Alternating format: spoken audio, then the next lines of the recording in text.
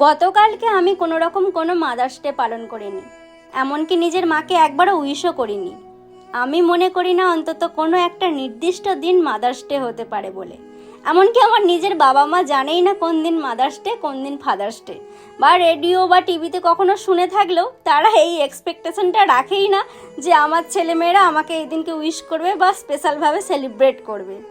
গোটা ফেসবুক জুড়ে এত ছবির রমরমা দেখে রাত 9টার সময় দুটো স্টোরি দিই না, সেটা যে খুব ভীষণ মন থেকে দিয়েছিলাম তা কিন্তু নয়। এবার বলি কেন।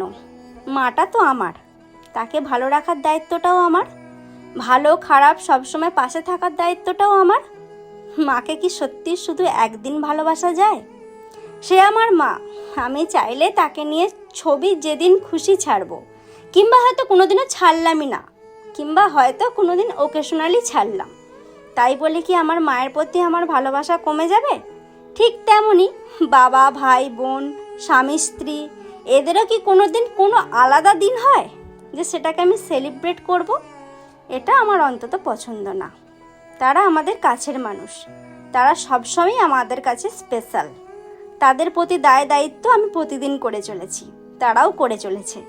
তাই আমার একবারের জন্য মনে হয়নি স্পেশালভাবে কোনো একটা নির্দিষ্ট দিন তাদের উইশ করি বা সেলিব্রেট করি।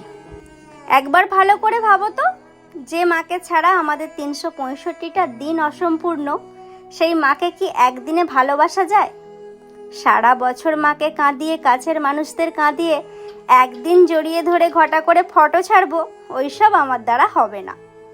পারলে এমন কিছু করা উচিত যাতে তোমাকে নিয়ে তোমার মা বাবা গর্ব করতে না পারলেও তোমার জন্য তাদের মাথা হেঁট কখনোই না হয়।